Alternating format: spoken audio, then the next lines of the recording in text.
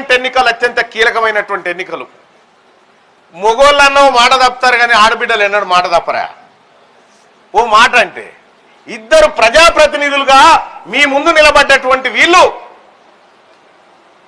వీళ్ళని ముందుకు తోస్తూ వెనక ప్రోత్సహిస్తున్నటువంటి అక్క ఝాన్సీ రెడ్డి గారు కానీ మాట ఇస్తే మాట మీద నిలబడేటువంటి వ్యక్తులు.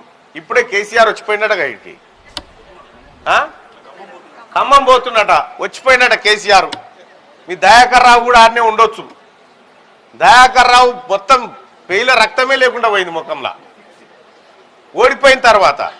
ఎంత ఇజ్జత్ తక్కువ ఓటమే అది, ఇంత ఇజ్జత్ తక్కువ ఆయన ఓడిపోతాడని ఆయన కూడా అనుకోకుండొచ్చు. గీత బిడ్డ ఆడబిడ్డ వచ్చి ఎంత పెద్ద పని చేసిపోయా. రాష్ట్రం అంతా ఏమాయ పాలకుర్తి అని రిజల్ట్ రాడు. వాళ్ళది ఇచ్చిపెట్టి మేము మంది ఇచ్చిపెట్టి ఇది చూసుడు పెట్టినాం. ఇదే పాలకుర్తి గడ్డ మీదకి వచ్చి అదే బహిరంగ సభలో నేను చెప్పినా లేదా,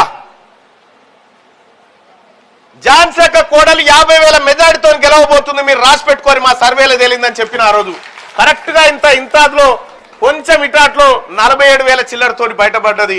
ఓ 2,500 ఏమో తక్కువ వచ్చినట్టున్నాయి. అవి కూడా తక్కువ కాకుండా పాలకుర్తి నియోజకవర్గం నుంచి సోదరి కడియం కావ్యకు 2,500 కూడా భర్తీ చేసి 50,000 మెజార్టీ ఇచ్చి మన కాంగ్రెస్ పార్టీ జెండాను రెపరెపలాడించాల్సినటువంటి అవసరం ఉంది. అంతేకాదు